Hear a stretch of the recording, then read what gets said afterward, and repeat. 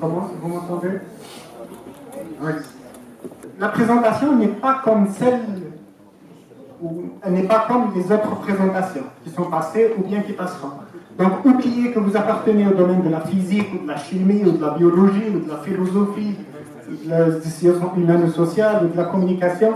Tous les domaines vont être cités dans la conférence en question. Pourquoi? Parce que le domaine de la conscience n'a pas une discipline spécifique. Le domaine de la morale n'a pas un domaine de recherche ou bien une discipline. On pense que c'est le domaine de la philosophie, mais non, on va voir que quelque chose de technologique qui va avoir des répercussions sur la morale, par exemple. Tu peux allumer la lumière?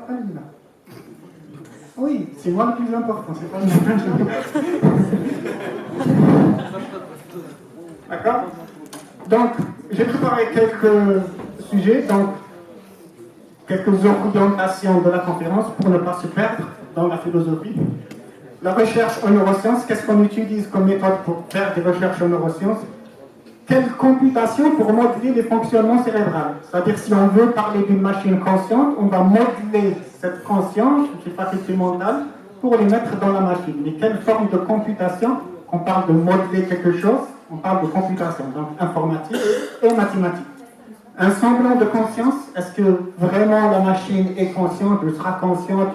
Est-ce qu'elle est vraiment intelligente ou elle n'est pas intelligente? La machine et la morale, est-ce que la machine a une morale ou bien la morale s'applique sur la machine?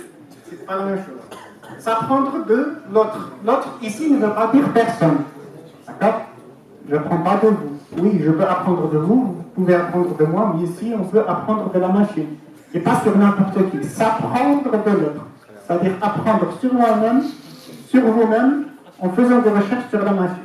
Ça a l'air philosophique, mais en fait non. On va voir que c'est physique, que c'est philosophie, que c'est biologie, et ainsi de suite.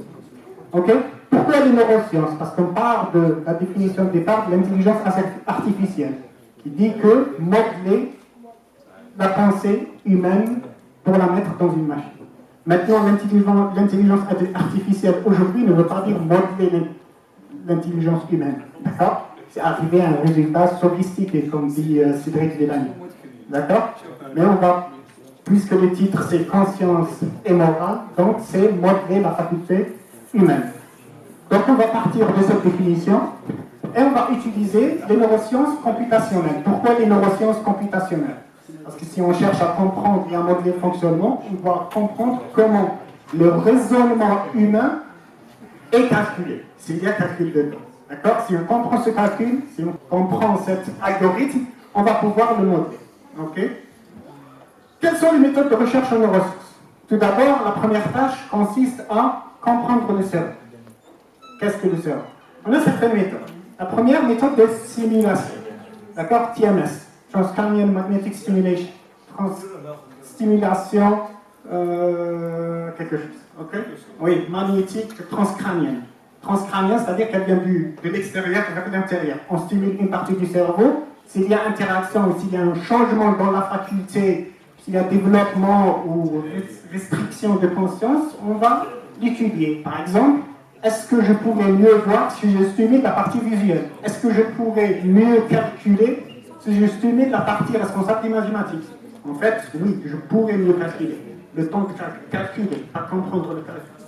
Donc il y a une certaine rapidité. Deuxièmement, anatomique. Anatomique, ça ne veut pas dire fonctionnel, c'est purement anatomique. Je vais comprendre cette partie, elle est ici, le cortex préfrontal. Le reptilien, il est en bas, cette partie visuelle, ça c'est la partie, disons, moteur, et ainsi de suite. Ok? Répartition, mais anatomique, elle n'est pas fonctionnelle. Puisqu'elle n'est pas fonctionnelle, elle ne va pas m'aider dans la recherche en conscience, de simulation.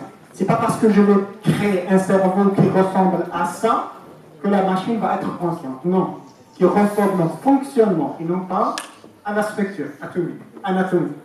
Deuxième, c'est, on rentre dans le fonctionnel, l'électromagnétique. D'accord? Le EEG. Le EEG, il est utilisé dans les recherches en neurosciences, mais type de recherche précis. Pourquoi? Parce qu'il n'est pas précis, le EEG. Il peut, vous voyez la photo, il peut te donner cette région qui travaille le plus ou qui fonctionne le plus. Ici, c'est l'aire visuelle en bleu. OK? Mais elle n'est pas précise. Elle n'est pas l'endroit précis. Elle a un avantage, c'est quoi? C'est qu'elle est rapide.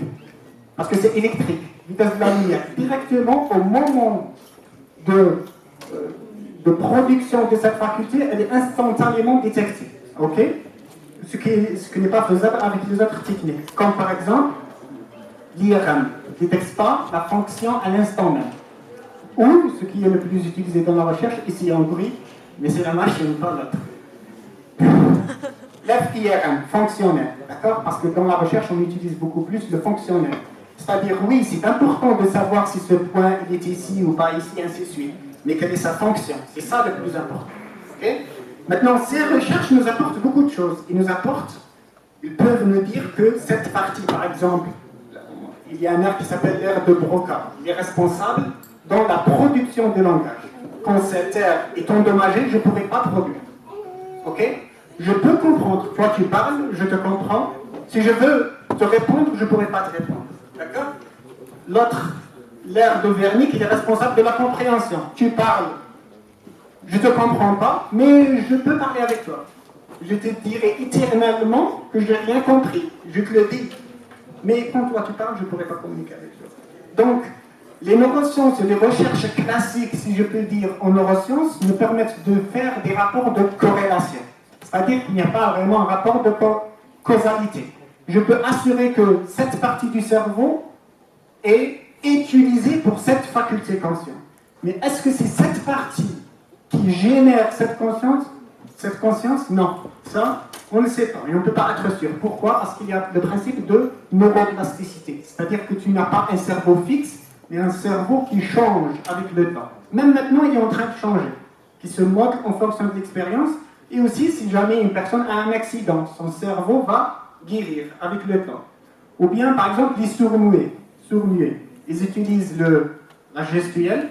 Donc, cette partie de Broca et de Wernicke que nous, on utilise pour le langage, eux, ils vont l'utiliser pour comprendre le gestuel. Donc, vous voyez, là, ça traite les mots et l'autre, ça traite le langage. Ça traite la gestuelle. Ce n'est pas la même chose, mais c'est les mêmes fonctions. Donc, la conscience va au-delà des rapports de corrélation. On se dit, tiens, on va apporter l'aide des ingénieurs, des physiciens, des informaticiens, des mathématiciens, essayer de comprendre non pas le cerveau en termes de parties, mais en fonction du cerveau un tout.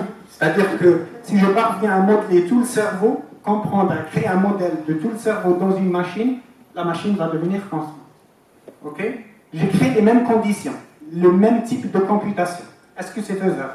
Il y a des théories qui ont été élaborées. La théorie la plus classique, c'était par nombre de neurones. On a 100 milliards de neurones dans le cerveau. L'idée consistait à dire que chaque neurone est responsable d'une computation. C'est-à-dire, moi j'ai connu des personnes en arrivant ici, j'ai connu une personne, 2, 3, 4, 5, et après, maintenant, c'est dans l'information de mon cerveau, je vais avoir un neurone responsable de leur visage. Et on peut calculer, on peut voir ça par l'imagerie cérébrale. Il y a un neurone qui va s'allumer quand je me rappelle de cette personne ou bien quand je vois cette personne. Un neurone spécifique. Il y a un problème avec ça, c'est quoi? On a 100 milliards de neurones et l'humain connaît beaucoup plus, il traite beaucoup plus d'informations que 100 milliards. 100 milliards, c'est rien. On parle de quadrillions, 10 plus 15 zéros par exemple. OK? Et donc, le nombre d'opérations ne suffit pas. Et le neurone qui meurt, avec un neurone qui meurt, l'information est gardée. Je peux perdre le neurone, parce que les neurones meurent aussi. Mais l'information est gardée. Je peux me rappeler toujours de la personne. Donc, ça n'explique pas nos facultés mentales. Il faudrait une autre théorie. La théorie, elle est beaucoup plus utilisée dans le monde de l'ingénierie. C'est CNN, réseau neuronal convolutionnel. C'est quoi? C'est de dire que le neurone que vous êtes en train de voir allumé, quand il me voit ou quand moi je vous vois, il est dépendant de tout un réseau qui est derrière, qui assure la computation. Ce neurone n'est pas libre. Il est lié à d'autres neurones. Si je le perds, il y a les autres neurones ou les autres connexions qui vont assurer cette computation. C'est pour ça que je peux me rappeler de vous, même si je perds le neurone. Je n'ai pas encore perdu, mais on verra avec le temps. Ok? Ça aussi, ça ne marche pas, ça a des limites. Il est utilisé dans le traitement d'image et ainsi de suite, mais ça a des limites. Pour l'humain, il a des limites. Pourquoi ça a des limites? Par exemple, si tu as un processeur ou une carte mère, si elle est endommagée, est-ce que l'ordinateur il va marcher? Si elle est endommagée à 25%, 50% disons, l'ordinateur ne va pas marcher. Ok? Si tu as un cerveau, même s'il est endommagé à 70%, le cerveau va marcher. Tu vas avoir une conscience. Même endommagé à 70%. Donc, il y a, disons, des liens qui ne sont pas encore visibles. S'ils sont des liens, et comment scientifiser ces liens, et comment scientifiser cette computation pour qu'on puisse la comprendre et la modeler sur la machine. Donc, peut-être qu'il faudrait une autre forme de computation. On a la computation classique, représentée par la physique classique, de bits, par exemple 0 ou 1, avoir l'information ou ne pas avoir l'information. Tout à l'heure, la question était sur ça. On peut utiliser, par exemple, des bits quantiques. Ok? Donc, c'est le même électron, la même structure qui fait deux choses à la fois. Et avec 415, par exemple, atomes, je pourrais faire des calculs, je pourrais calculer une infinité de possibilités. Mais est-ce que c'est possible? Pourquoi je dis si possible? Théoriquement, c'est possible, mais est-ce que le cerveau est quantique? D'accord?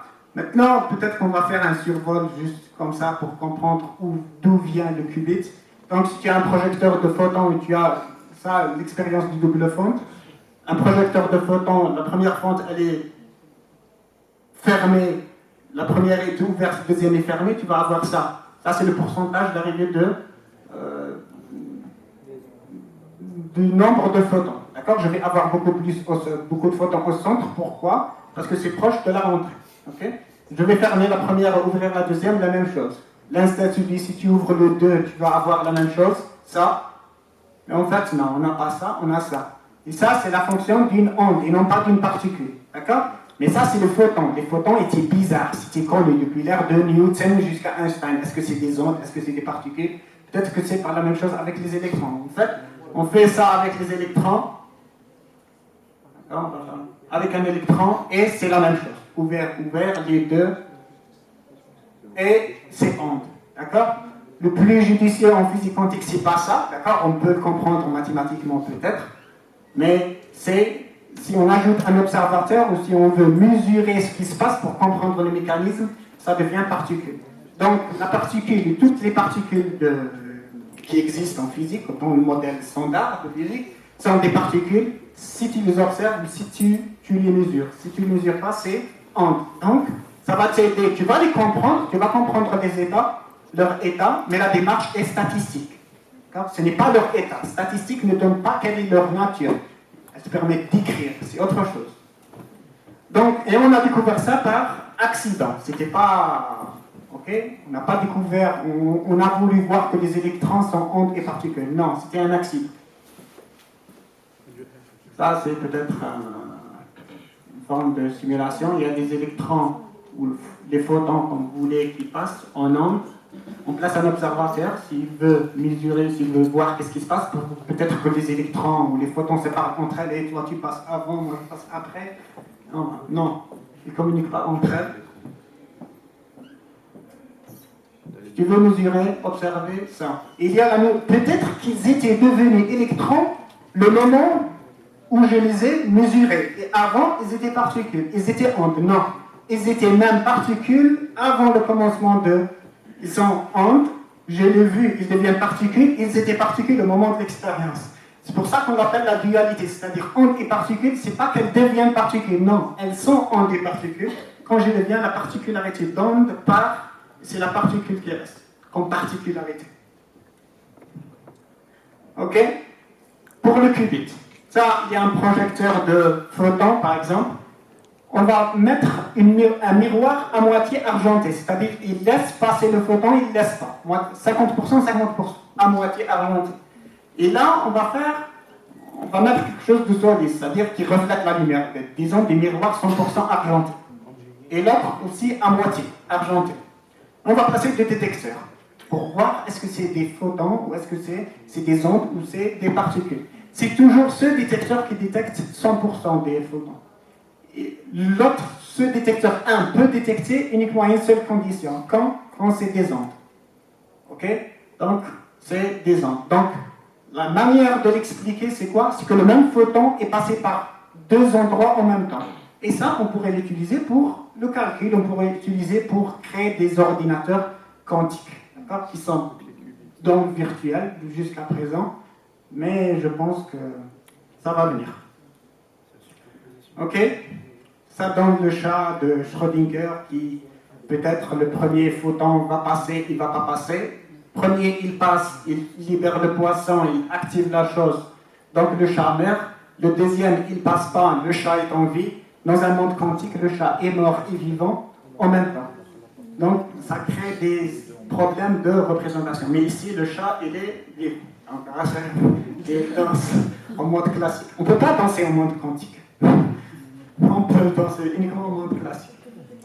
Donc, on a en quelque sorte deux types de physique. Le premier type de physique qu'on essaye de comprendre qui est utilisé dans tout ce que nous utilisons. Physique classique, grande échelle. Physique quantique, petite échelle, atomique ou particules. Et même molécules. Il y a certaines molécules. On a découvert ça. Déterministe, cet ordinateur est ici. Probabiliste, je peux déduire, je peux calculer les probabilités d'existence de cet ordinateur ici, mais je ne peux pas être sûr. Rien n'est sûr dans la quantique. Une position par instant T. Ici, maintenant, il est ici. Superposition, il peut être ici, dans un autre endroit en même temps. Particule, c'est une particule et l'autre, c'est une onde. Ça, c'est le monde matériel et l'autre, c'est spirituel. Certains physiciens ne sont pas d'accord sur cette appellation de spirituel parce qu'ils aimeraient que tout soit, disons, scientifisé ou... Il y a maintenant deux groupes de physiciens. Certains groupes qui disent que, tiens, cette physique, certains philosophes bien sûr, cette physique est en quelque sorte une manière, physique quantique, une manière de scientifiser notre vie spirituelle. Nous sommes tous liés, il n'y a pas de lien en nous, il y a des liens entre nous, même si on est séparés, on est liés, parce que c'est mental, d'accord? Quelque sorte scientifisé, mais on ne peut pas scientifier. Je ne peux pas savoir à quel degré on est lié. C'est bien, je viens de vous voir, mais on n'est pas encore liés. Attendez un peu. On verra. Je vais penser en mode classique et on verra. Ok? Maintenant, ça, c'est la physique quantique. Est-ce qu'on peut l'utiliser pour comprendre le cerveau? Il y a une théorie qui a été développée par le directeur de thèse de Stephen Hawking, Roger Penrose, qui est mathématicien à l'université d'Oxford, qui a développé cette théorie. Il y a trois principes sur la conscience, trois domaines de conscience. Soit la conscience est matérialiste, il n'y a pas de mystère dedans, après on va savoir comment elle marche. Soit dualiste, spirituelle, non. Personne ne parviendra à comprendre la conscience. Soit, non, c'est juste qu'on n'a pas encore compris les mécanismes de physique qui sont utilisés dans la conscience. Quand on arrivera à les résoudre, on pourra comprendre la conscience facilement. Et ça, c'est le dernier point, c'est le point de Roger Penrose, qui est avec Stewart Hammer. Roger Penrose, je dis, c'est le directeur de thèse de Stephen Hawking, qui est toujours en vie à l'université d'Oxford. Et le deuxième, il est anesthésiologiste et psychologue à l'université d'Arizona. Roger Penrose a écrit un livre dans lequel il a donné les principes théoriques pour que la conscience soit quantique.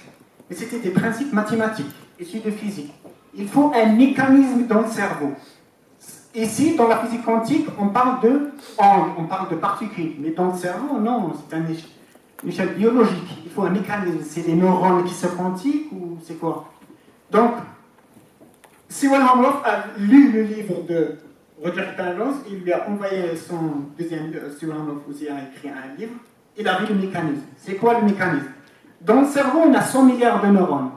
Et chacun de ces neurones sont une structure complexe, composée de plus de 3 millions de microtubules.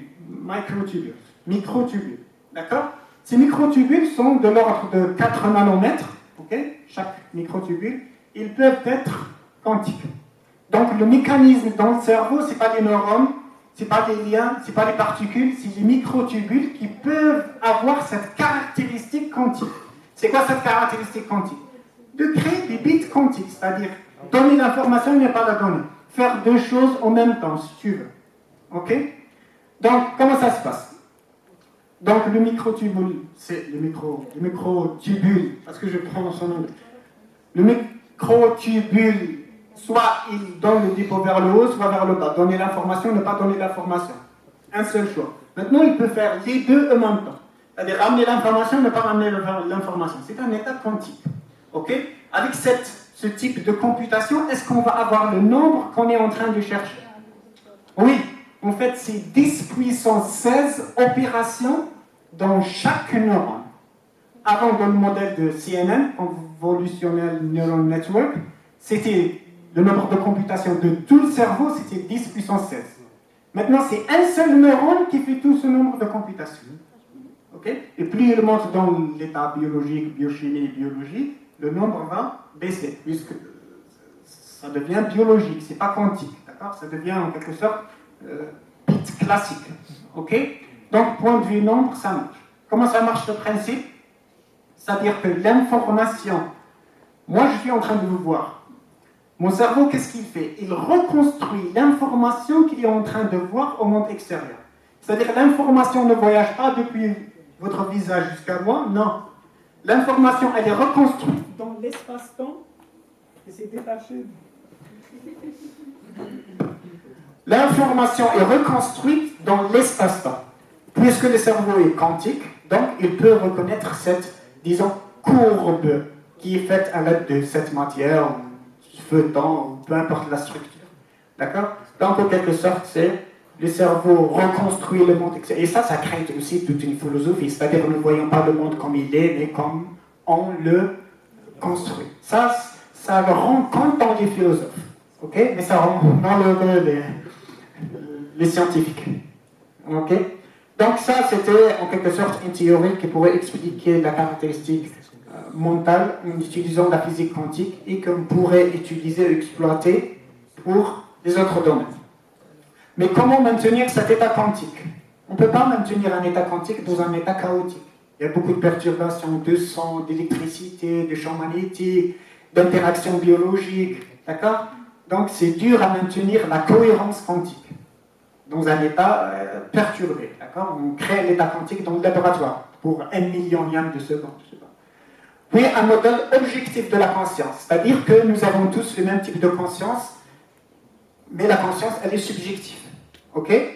Ils disent, ok, si Wilhelm et Roger Penrose disent, ok, on a tous le même état de conscience, de base, de structure, et après, à l'échelle du cerveau, quand il y a une autre forme de computation, cette conscience va se personnaliser en fonction de tes expériences.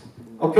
Donc, la personnalisation de cette expérience n'est pas due à la conscience elle-même. Normalement, je vois la même chose, mais l'expérience est différente. Pourquoi elle est différente? Elle est différente due aux différentes neuroconnexions et expériences du passé qui ont modelé mon cerveau, parce que mon cerveau n'est pas comme le tien. Tu es sûr ou tu pas? Ok? Maintenant, ça reste, j'ai du mal à dire, ça reste théorique, ça reste pas pratique. Je pense qu'il y a beaucoup de recherches qui doivent être faites pour s'assurer que c'est vrai ou que c'est pas vrai. J'ai une idée quelque part, mais je pense que je ne suis pas prêt je dois le développer encore plus pour vous parler de cette idée. Maintenant, pour comprendre la conscience, tiens, on va utiliser le modèle quantique. Ok, mais comment est cette conscience? Comment elle doit être? Pour que la machine, pour qu'on doit reconnaître cette conscience, pour savoir si la machine est consciente ou elle n'est pas consciente. Tu peux avoir tout ce que tu veux, on a un modèle, on le met dans la machine fait la même chose, mais qui me dit qu'elle est consciente? Peut-être qu'elle est en train de créer le résultat que nous, on est en train de produire. Nous, on a la cause, mais elle produit le résultat. Comment on est très sûr? La conscience ici, c'est la représentation interne. Je vis cet instant. Est-ce que la machine vit cet instant ou uniquement produit les conséquences? Donc, il y a des principes de conscience qui sont: la conscience existe. On est tous d'accord sur la conscience existe. Je vis, je sens que je suis en train de parler. Je me sens. C'est pas ton problème, moi je me sens. Je ne suis pas obligé de chercher des justifications. C'est toi qui vas me dire que je suis conscient. Non, je sais que je suis conscient. J'espère. Chaque expérience est structurée. C'est-à-dire qu'il y a plusieurs structures. Il y a ta chaise, il y a ton visage, il y a ton nez, il y a tes cheveux, il y a...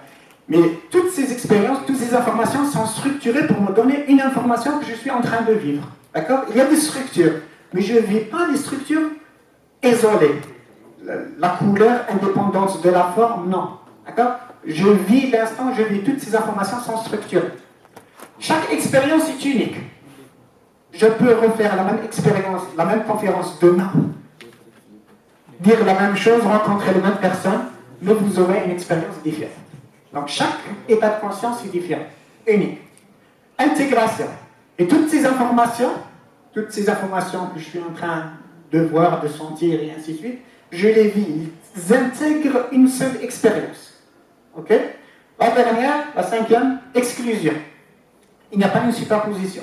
Je ne suis pas en train de faire cette conférence ici et autre part en même temps, et je me sens ici autre part. Je ne suis pas une personne quantique. La conscience n'est pas quantique. Je vis l'instant présent. Ok? Je vis l'instant. D'accord?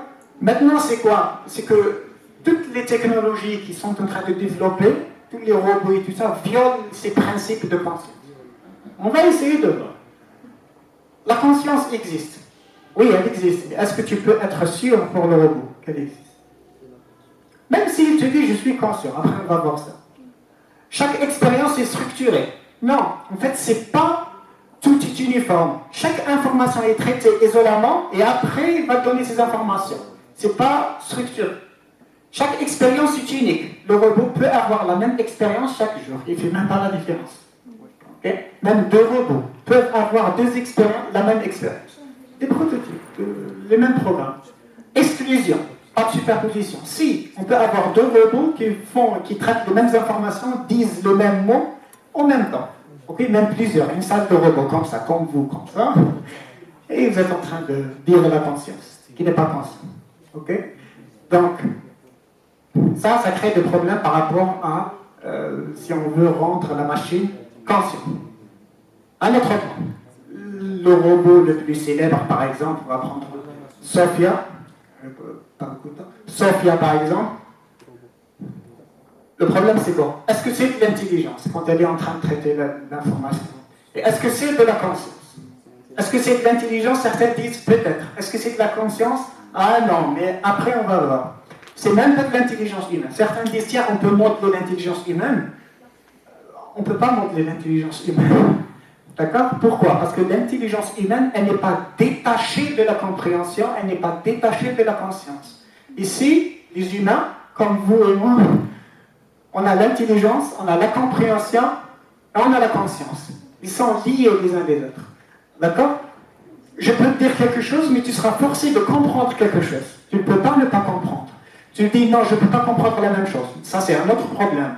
L'essentiel, tu as analysé, tu as lié avec d'autres informations, et tu as compris quelque chose. Même si tu ne veux pas comprendre, tu vas comprendre. Tu vas dire, tiens, je ne vais pas comprendre. Donc, tu as compris quelque chose. Ce qui est de ne pas comprendre. D'accord? Donc, l'intelligence humaine, elle est liée à la compréhension et elle est liée à la conscience, qui sont des états très complexes. Pourquoi je vous dis ça? Parce que nous, autant que personne, autant que citoyens communs, partout dans le monde, même les chercheurs, les non-chercheurs, tout le monde, quand ils voient par exemple Sophia sourire, ils sentent qu'il y a de l'émotion. Surtout ces seins des hommes. Tiens, je lui plais. On peut tout attendre maintenant. Je pense que je lui plais. Même si c'est lui qui l'a construit. Si c'est un homme, elle lui sourit, tu vois, je fais beau. Ok? Pourquoi ça crée un problème? Quand je vois un résultat de conscience, j'ai les mêmes pressentiments que l'autre est conscient. J'explique par une certaine expérience des neurosciences. J'apporte par exemple un téléviseur et je montre des images à une personne. Je lui montre une image et je fais par exemple l'imagerie cérébrale. Je commence à localiser quand c'est un visage, quand c'est une voiture, quand c'est un visage, quand c'est une voiture. Quand c'est une image, ça va s'afficher par exemple dans cette zone du cerveau. Okay? Un visage ici. Une voiture autre part. Pas avec les visages. Si la personne n'est pas matérielle. Et notre voiture? Un autre personne? Et notre voiture rouge, même rouge? Et notre personne? Oui, ça c'est une bonne question. Mais regarde l'idée des Transformers, tu vas la comprendre maintenant. Et je vais créer des zones. Cette zone est responsable des images, l'autre zone est responsable de la perception des visages. Et je vais faire une carte de la perception de tout le cerveau. Les chaises, les voitures, et ainsi de suite. Et je vais avoir ça. Une carte de tout le cerveau localisée. Cette partie est responsable des parties du corps, des choses, et ainsi de suite. Et je vais avoir une carte de tout le cerveau. Ok? Bien structurée, déterminée, tout ça. Mais il y a une faille ici. On va essayer de jouer avec ça. On va mettre quelque chose de bizarre. Par exemple, Albert Einstein. Ça sera toujours bizarre. Des visages. Plus bizarre, par exemple. Moi, quand je suis bizarre. Ici. Visage. Ok? Les voitures noires. On n'a pas fait les voitures noires. Aussi voiture. Mais on va mettre car et ça va être ici. Tu vas le percevoir comme étant visage et non pas comme étant voiture. Donc il y a certaines caractéristiques, si elles sont dans le robot, si elles sont dans la machine que j'ai créée, peu importe ton état, la représentation que tu vas avoir, l'émotion que tu vas avoir, c'est l'émotion d'une personne. C'est comme si tu es en train d'interagir avec une personne. Tu peux même tomber amoureux de cette personne, sauf qu'il y a par exemple. Ok? Oui ou non? Pourquoi oui? Tu vois, les hommes sont... D'accord? Donc, on n'assiste pas à une conscience, mais à un semblant de conscience. C'est-à-dire, je fais comme l'humain est conscient, et les humains vont le percevoir comme étant conscience. Par exemple, ici, regarde, elle est heureuse, elle est en train de parler à Sophia, elle est heureuse. C'est comme si, oh, regarde, elle est consciente. Non. C'est-à-dire, ce n'est pas en elle, c'est en toi. Je la vois comme étant consciente. On va faire un jeu. S'il y avait les mêmes réponses, le même traitement d'information, tout est le même, d'accord? Mais le corps n'est pas le corps d'un humain, une femme ou un homme. Il n'y aura pas de cette représentation. Elle ne sera pas contente. Tiens, c'est Siri, par exemple. Moi, quand je parle à Siri, de temps en temps, elle me rappelle combien je suis beau. D'accord? C'est-à-dire, je ne sens pas l'émotion. Ce n'est pas une personne. Ok? Mais si Siri est une personne, tu vas te sentir timide, de ne pas dire certaines choses devant elle, et ainsi de suite. Donc, ce n'est pas qu'elle est consciente, non, c'est ta représentation de la conscience. Et ici, on regarde, elle est en train de... La première expression ou la première représentation qui vient, c'est quoi? C'est de dire, tiens, regarde comment elle est en train de regarder l'écran, et elle sourit, tout ça. Non, elle était programmée. Tiens, je ne sais pas qu'est-ce que ça veut dire, cet écran. Quand il y a selfie, je regarde et je prends la photo. Et je fais cette expression. Il n'y a pas une volonté interne. Et il y a une personne qui m'a dit, tiens, mais le robot raconte des blagues, elle a même raconté une blague. Mais il n'y a pas la compréhension de la blague, programmée pour raconter une blague. Nous, pour dire quelque chose, il y a quoi? Nous avons un sens. Un sens. Qu'est-ce que nous allons choisir pour ce sens? Nous allons choisir des mots pour dire une information. Elle, non, elle utilise les mots, son sens, pour dire une information qui a été programmée. Donc il y a toujours le sens qui manque, qui relève de la conscience ou de la compréhension, qui n'est pas exploité. Par exemple, le déterminisme. C'est-à-dire, moi, avec un nombre précis de mots, je peux connaître, par exemple, un nombre fini de mots en langue française, mais je peux dire un nombre de phrases infini et exprimer une infinité de sens avec le nombre fini de mots. D'accord? Le robot, non. Et je peux utiliser les mêmes mots, mais la sémantique, mais la compréhension, la construction de la phrase n'est pas juste. Ok? Et là, je pense qu'elle est en train de donner une conférence. Il y a une question de morale dedans. Pourquoi la morale? Pourquoi il y a une question de morale? Parce que je pense que l'Arabie Saoudite a dit qu'elle a donné le droit de nationalité. Donc, Sophia est une citoyenne. Mais quand on dit citoyen, ça veut dire passeport. Elle a un passeport. Mais quand on dit citoyen, ça veut dire qu'il y a des droits et des obligations. Quel droit a Sophia? Si tu insultes par exemple un Saoudien, tu peux rentrer en prison. Mais si tu insultes Sophia, est-ce que tu vas rentrer en prison? Oui ou non? Non. Si tu dis non, alors c'est pas un citoyen. Donc on va créer un aspect de citoyenneté spécial pour... Et des obligations. Quelles sont ces obligations? D'accord? Si elle est consciente. Elle est consciente ou elle n'est pas consciente? Si elle n'est pas consciente, donc elle n'a pas d'obligation. Si elle est consciente, donc elle a l'obligation, mais elle n'est pas consciente. Donc tu vois cette question de moralité? Donc il y a cette notion de morale qui relève de...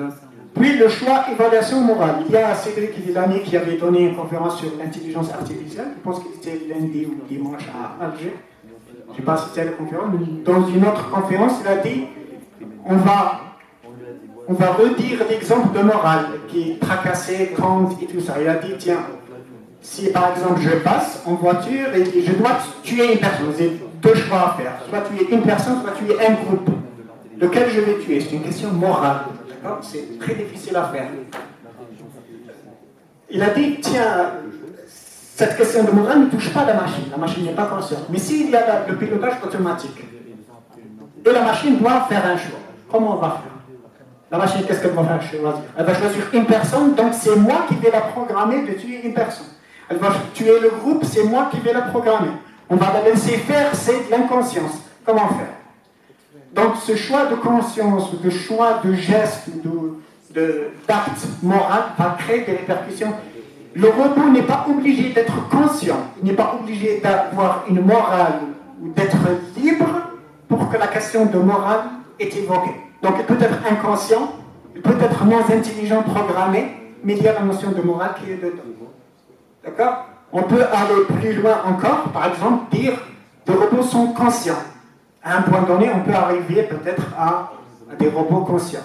Que pour moi, c'est impossible. D'accord? Pour plusieurs raisons que j'ai citées et d'autres que je n'ai pas encore citées. Que je ne citerai pas. Donc, si nous arrivons un jour à un point où les robots seraient conscients, comment on va faire? C'est-à-dire que tu vas avoir... Oui, 4 minutes. Tu vas avoir un robot. Pas moi, le robot, je parle du robot. Tu vas avoir un téléphone portable, par exemple iPhone 25, avec un écran 35K, et tu veux chercher quelque chose. Tu dis non, je ne cherche pas ça. Pourquoi? Je suis fatigué, ou là s'il n'est pas fatigué, c'est facile. Moi, je ne veux pas chercher. Parce que être conscient, c'est avoir une volonté de choisir. D'accord? Et vivre l'information. Ou bien, s'il n'a pas une volonté, s'il vit l'information, il dira non, je ne veux pas vivre ça. Pourquoi? Parce que toi, tu veux voir un film d'horreur. Et lui, il est sensible, ton téléphone futur. Et peut-être que tu vas être poursuivi en justice par ton dernière télévision high-tech, conscient, 4e génération. Tu vas trouver une personne, humain, et un télévision. Pourquoi? Il ne veut pas m'éteindre, il ne me regarde pas. Et je me sens délaissé. Oui, c'est justifié, il est conscient. Donc tu vois, cette notion de conscience, où est-ce qu'elle mène? Elle mène à quelque chose qui n'est pas chose et pourtant qui est important. Ok? Donc ce jeu de conscience n'est pas encore pris en considération dans les recherches. À savoir, on peut ne pas arriver à ce point, ou bien si tu veux envoyer un satellite qui orbite la planète, ou bien qui part, qui voyage et qui photographie par exemple des planètes comme voyageur 1 ou voyageur 2. Il va dire non, moi je ne pars pas, j'ai peur, je ne veux pas me perdre par exemple. Et sinon, je pars, mais comment me faire revenir? Alors je ne pars pas. D'accord? Donc c'est nous qui avons une obligation morale. Donc ça c'est carrément l'imaginaire, mais c'est logique. D'accord? C'est la logique que nous sommes en train de suivre qui nous a aidés à déduire ça. Ok? Peut-être pour finir, je vais finir. Ça c'est avant finir, parce que c'est avant-dernier. Avec quelque chose de philosophique. Ça, j'ai trop aimé la citation. On revient vers la philosophie, on dirait. On a démarré de la science, du quantique vers la philosophie. 18e siècle. Citation de Rousseau qui dit conscience, instinct divin, immortel et céleste voix, guide assuré d'un être ignorant et borné, mais intelligent et libre, juge infaillible du bien et du mal, qui rend l'homme semblable à Dieu. C'est toi qui fais l'excellence de sa nature et moralité de ses actions. Sans toi, je sens rien en moi qui m'élève au-dessus des bêtes et des machines. Que le triste privilège de m'engager d'erreur, de m'égarer d'erreur en erreur à l'aide d'un entendement sans règle et d'une raison sans principe. Là, on est dans le machinal. Un entendement sans règle et une raison sans principe. Comment programmer les principes humains ou les principes de morale dans la machine? Sinon, on va suivre la logique et la logique te mènera là où tu veux. Ça dépendra du raisonnement. Ça ne dépendra pas de la conscience, la logique. C'est la route qui mène. Le résultat, peu importe. Ok? Je pense que l'intelligence artificielle, elle sert à comprendre, à faciliter la vie aux personnes, d'accord? À faciliter la computation, à faciliter le calcul, parce que nous, on pense, il y a une citation de Wilhelm Bosch, un Allemand qui dit pourquoi les ordinateurs calculent rapidement? Parce qu'ils ne pensent pas. D'accord? Donc, puisque nous, on pense, ils vont calculer pour nous, parce que ce n'est pas le calcul qui compte, mais ce qu'on va faire avec le calcul. Ok? Donc, elle va nous informer sur nous-mêmes, c'est-à-dire combien toi, on cherche que l'autre soit spécial comme nous, mais non. Ça va te montrer que c'est toi l'impossible et non pas l'autre. L'autre ne deviendra jamais l'être spécial que tu es, si tu sais te voir. Ça, c'est un autre voyage, un autre exemple de la pertinence de l'imagination, l'intelligence humaine qui a programmé cette intelligence artificielle. Voyageur 1 a été envoyé a pris des photos en 90, je pense.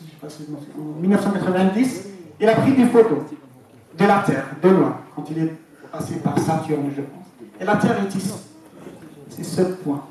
C'est 6 milliards, 4,7 kilomètres. D'accord?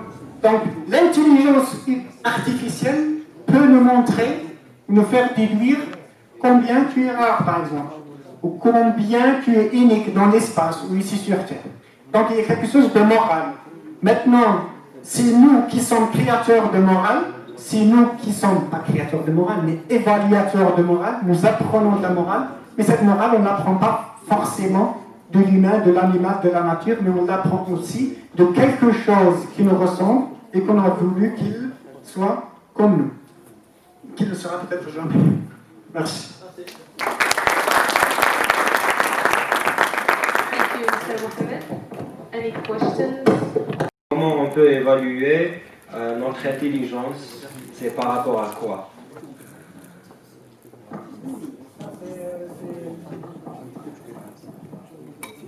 Ça, c'est l'éternelle question. La première question, c'était quoi? C'est comment savoir si on est unique. Oui, on peut deviner, on peut déduire si on est unique. Chaque semaine, on découvre plus de 400 planètes, par exemple des exoplanètes, par des galaxies qui sont très loin, qui relèvent de l'observable, disons 48 milliards d'années-lumière. Mais il n'y a pas signe de civilisation, par exemple, dans le système solaire ou ailleurs. Maintenant, on peut se créer des hypothèses. Mais il n'y a pas de problème avec l'existence d'une autre civilisation. Le problème, c'est détruire notre civilisation pour chercher une autre. C'est ça le problème. C'est-à-dire se dire, tiens, on peut aller autre part, on peut détruire notre planète. Là, la question de morale. Ou même, on peut le lier à l'intelligence artificielle. On peut programmer des machines pour nous aider à prendre soin de notre planète. Mais est-ce qu'ils peuvent, et si jamais ils échouent? C'est pour dire que il ne faut pas surévaluer la création humaine. Elle peut nous aider, mais il y a toujours la morale qui est derrière, il y a toujours la pensée ou la compréhension derrière l'intelligence. Il modèle le résultat, il ne modèle pas la conscience. La conscience, elle est modelée par l'humain, il doit passer par la réalité. J'explique, c'est-à-dire la conscience ne doit pas rester uniquement mentale. Je suis conscient, je fais la différence entre le bien et le mal, je sais qu'est-ce que c'est, mais pour la réalisation, je fais le contraire. Je programme des machines qui peuvent déclencher, par exemple, tiens, le déclencheur, celui qui décide si l'utilisation d'une bombe atomique est bien ou mauvaise, ou s'il est temps de l'utiliser, c'est une machine, intelligence artificielle, déclencheur automatique. Peut-être qu'il va y avoir une faute. D'accord? Peut-être qu'il va y avoir changement d'avis. L'humain change d'avis. L'humain crée des liens sans lien.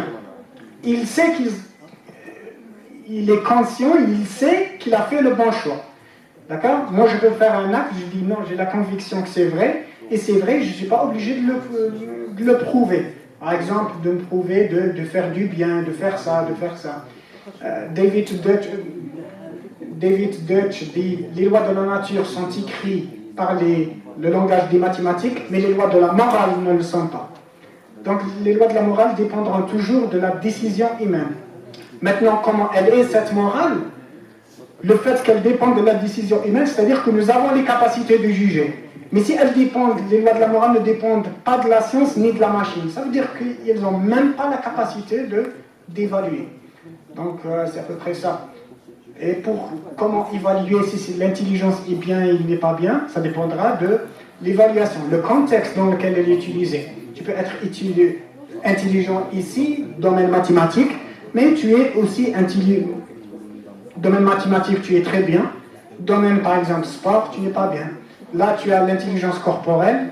Je pense qu'il y a une personne qui va présenter la théorie de Howard Gardner.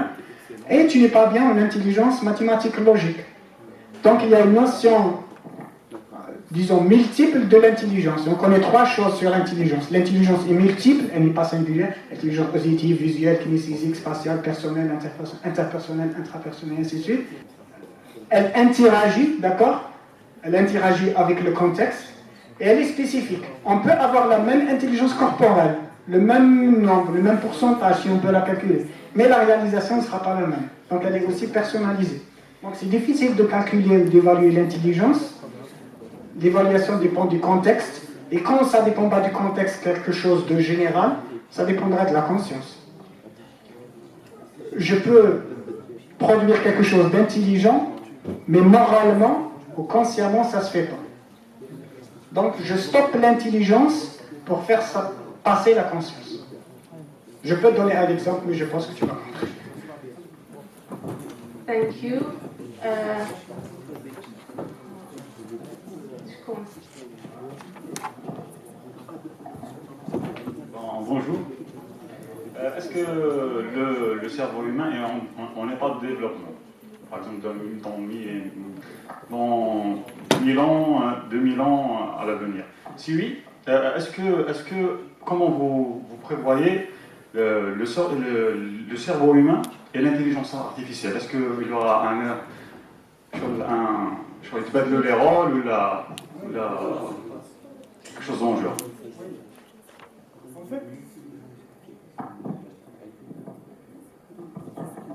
L'humain, quand il utilise son cerveau, son cerveau, je vais vous dire les conditions.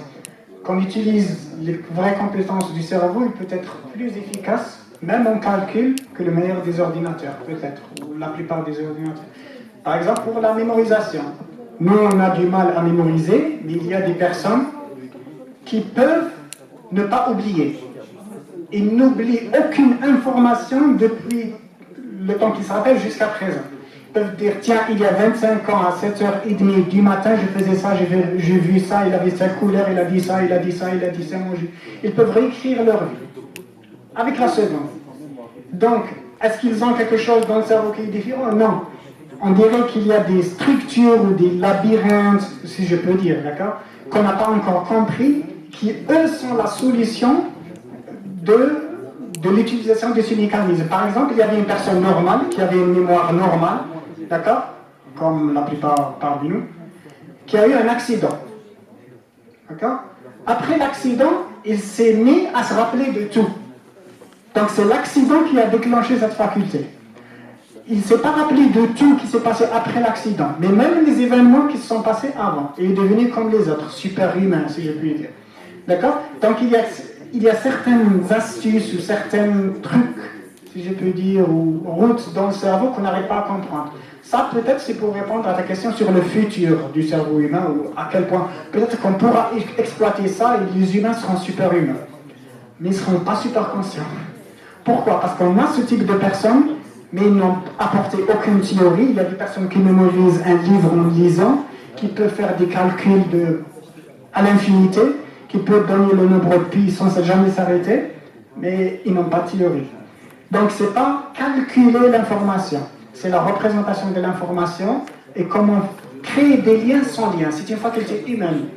Genre, l'ordinateur, il utilise les mathématiques, il calcule, mais il ne créera jamais des théorèmes. C'est l'humain qui les crée, qui combine les choses.